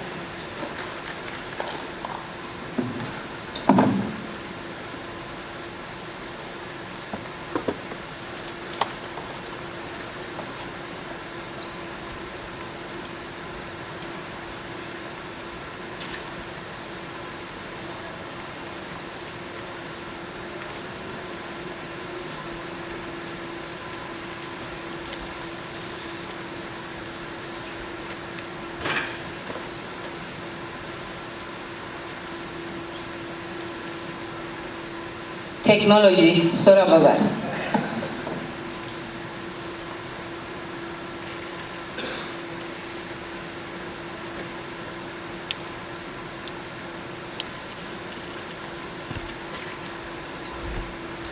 The International Working Group on Women and Sport welcomes you to the 7th World Conference on Women and Sport.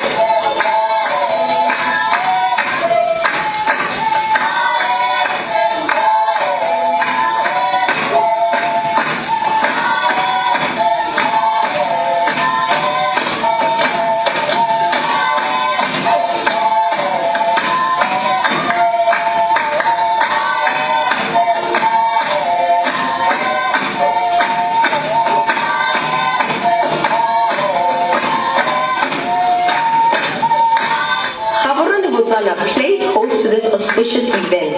Hundreds of dedicated women and men from around the world will converge in the landlocked, friendly, warm country from the 17th to the 20th May 2018 to discuss all issues women and sport. Botswana is a developing country with one of the fastest growing economies in the world. Modern infrastructure, modern transportation systems that include world-class airports, a national airliner, and a local transport system of shuttles,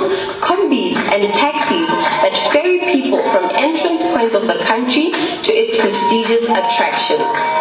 Gaborone, the capital city, boasts an array of beautiful infrastructure and venues suitable for both leisure and business.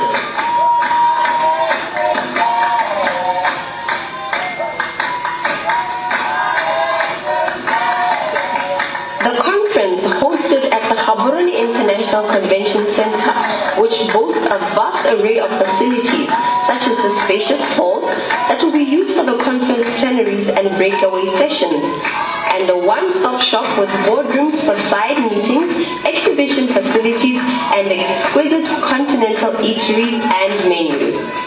With the conference set to take place in May, just as the winter starts to set in, delegates can expect mild temperatures of a minimum of 12 degrees Celsius and maximum temperatures of 25 degrees Celsius.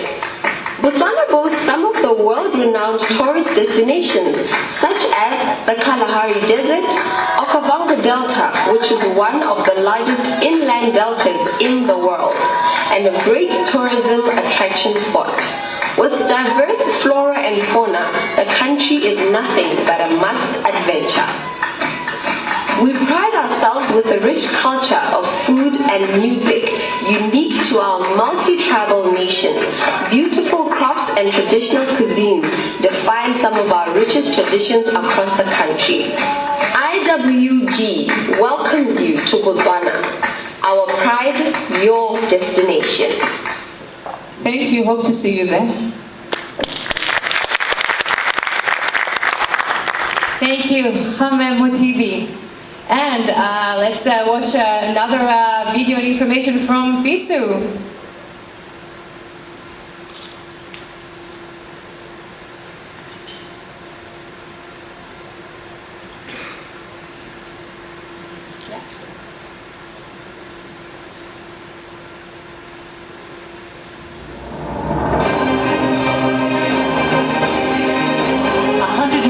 Countries, more than 60 sports. For almost 70 years, the International University Sports Federation has been leading the development of university sports through sporting events, cultural celebrations, and educational programs. Fisu is mostly known for staging world-class sports events for students from around the globe. Universiades and World University Championships. Participants in Fisu events are students between the ages 17 and 25.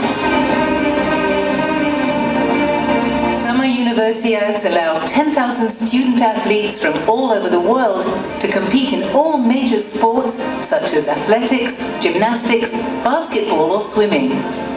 Winter Universiades gather more than 2,500 participants from more than 50 countries. They are the biggest winter multi-sports event for student athletes. Fisu Universiades are a global event, broadcasted on more than 100 TV channels around the world. On even years, World University Championships are staged in several countries. In 2018, 34 cities around the world will host 34 World University Championships in sports as varied as karate, baseball, chess, wrestling or sailing. As we sail towards the future trends of sports, the World University Leagues will introduce a unique concept of competitions between university teams rather than national teams.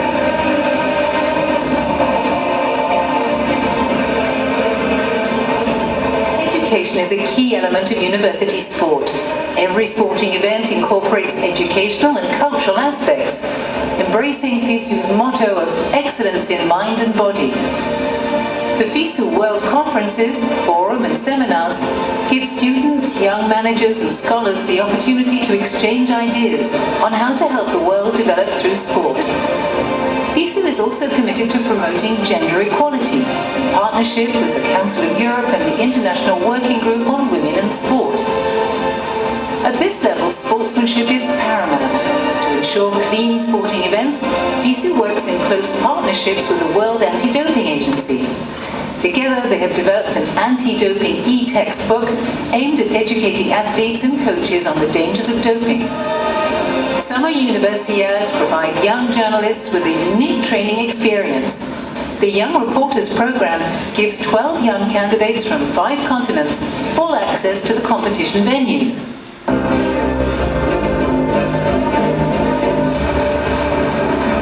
1949, Fisu has been promoting the role of university sport in shaping the leaders of tomorrow. These efforts have now been recognized by UNESCO, which confirmed the role of universities in keeping on developing sport as a major educational means by proclaiming the 20th September International Day of University Sport. Around the world on the 20th of September 2016, dozens of countries celebrated the first International Day of University Sport. This is a very special moment for Fisu, the International University Sport Federation. For more than 60 years, we have been promoting the values and benefits of university sports around the world. Educational, cultural and sport events were organized in China, Lebanon, Nepal, South Africa, France, Argentina, Costa Rica, Canada, the Russian Federation and many more. Festivals in motion were part of the celebrations in Australia, Norway and Switzerland. For this unique celebration, UNESCO General Director Ms. Irina Bokova addressed this message to the world, saying this day highlights the social role of universities by encouraging people to exercise regularly. Every year on the same date, the world will share the values of university sport and of Fisu and its commitment to promote the importance and the role of sport in universities. Join us on the next 20th of September, the International Day of University Sport.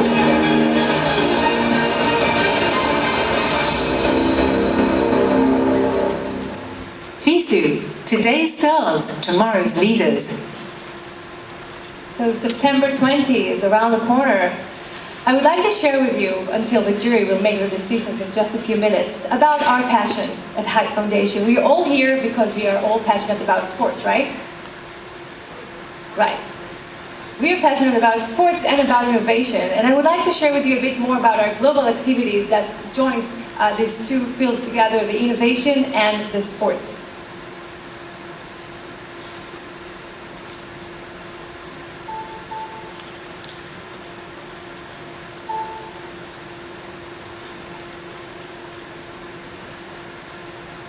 In a moment.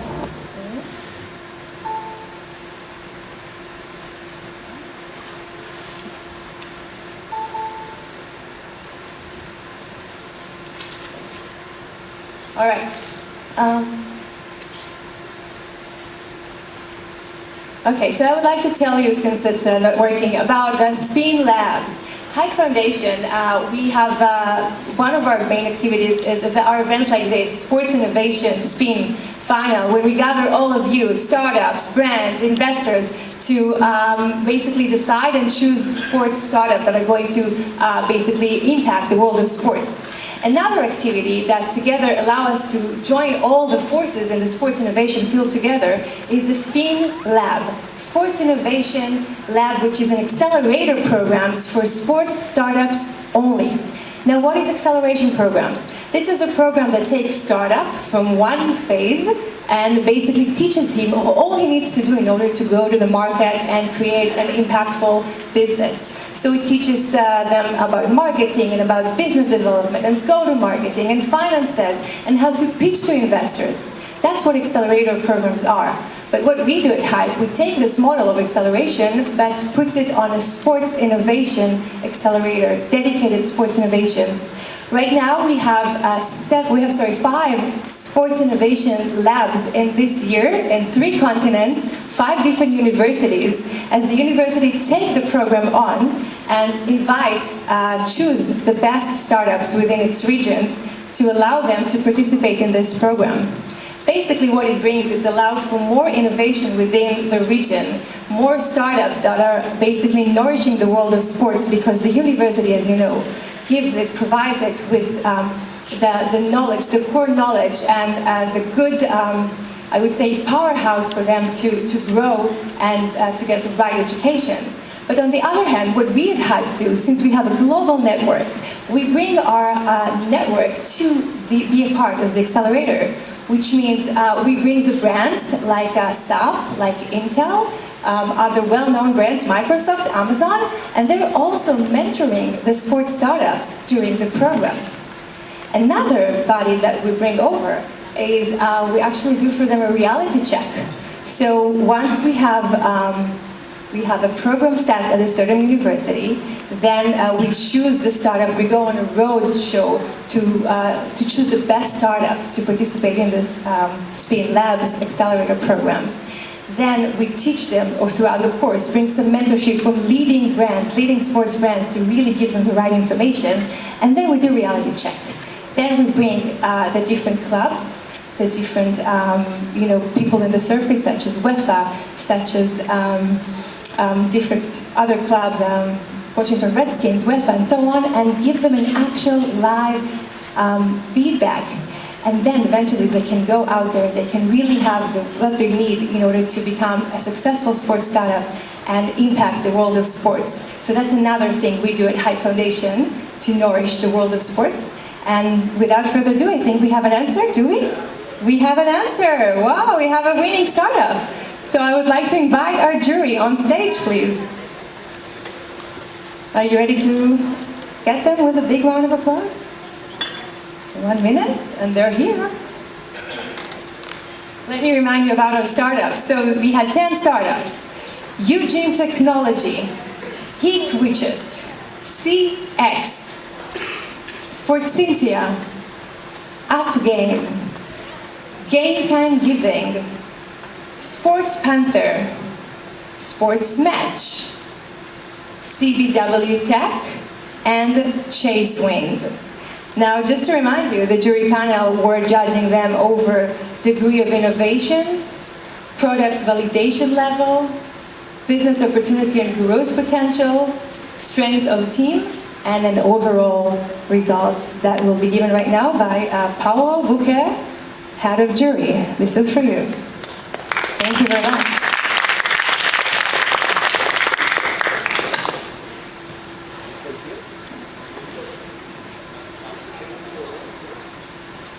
Thank you, jury members. The stage is yours. Thank you. For the third place, we would love to know who would be the winning startup in the third place. Okay, so the third place is for Game Time Giving.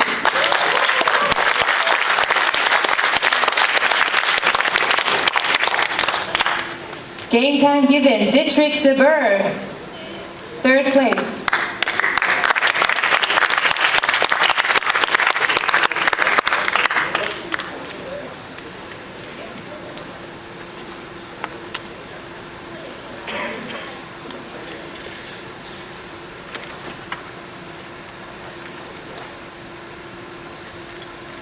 Thank you very much. So this is our third place for today, Game Time Giving. Thank you, Dietrich. Another 2 more places to go. So for the second place, the second runner-up today, who is it? We need some suspense level.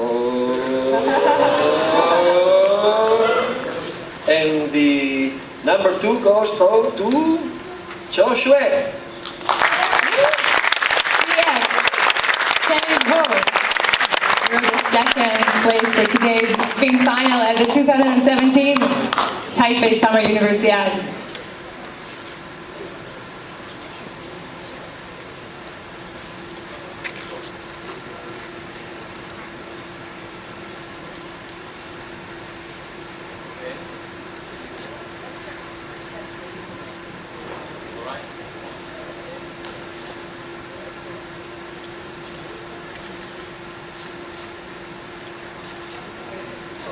Thank you. Now, my friends, I would like to, before we say the name of the winner of tonight, I would like to first of all thank you all for being here. I would like to thank Fisu. I would like to thank University of Taipei, Universiade, everybody who was in charge of this or took part in this event. We are very excited, and of course to thank you all startups that you were chosen out of a lot of others and came all the way from a lot of different and faraway countries.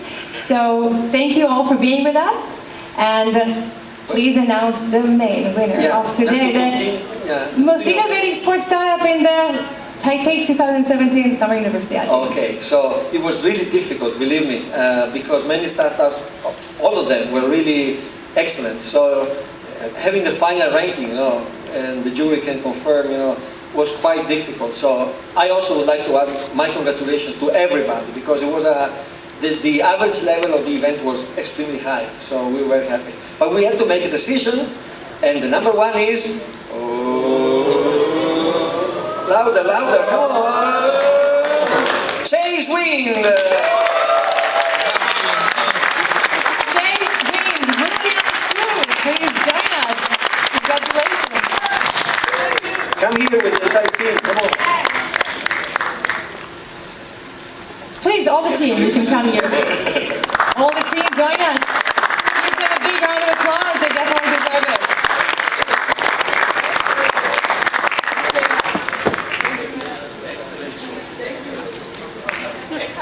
William, you're going to give us a few words for the winner.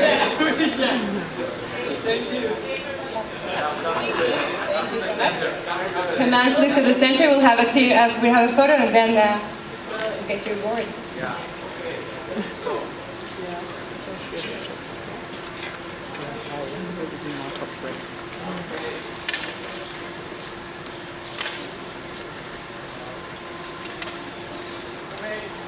Thank you very much, William. Please give us a few words. How do you feel?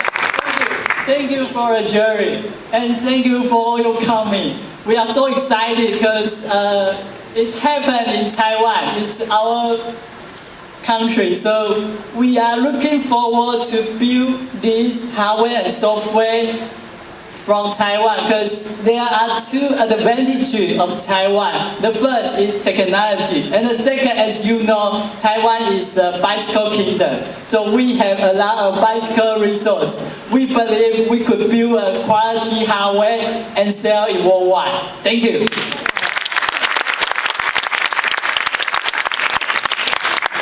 Thank you very much. So, Chase Wind are the winners, are the most innovative sports startups for Taipei 2017 Summer Universiade Spin Final. So thank you so much.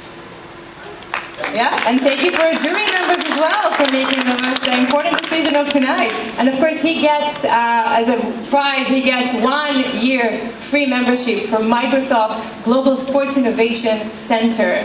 So they will basically nourish him and support him and provide him a lot of tools and resources to grow your startup even outside of this country. So congratulations. Thank you.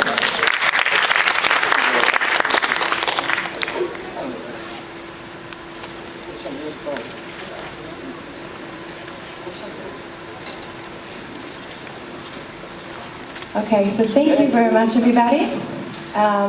The spring final has come to an end. I appreciate the fact that you are here with us. I hope you learned much. I hope you enjoyed. And we invite you to the next spring final that's going to be in just 2 months, even less. October 12th in Boston, the city of runners and technology. We're going to have a big sports innovation competition over there. And if you're around, I invite you to come as an audience or as a startup. And thank you so much for being here. Enjoy the rest of the conference.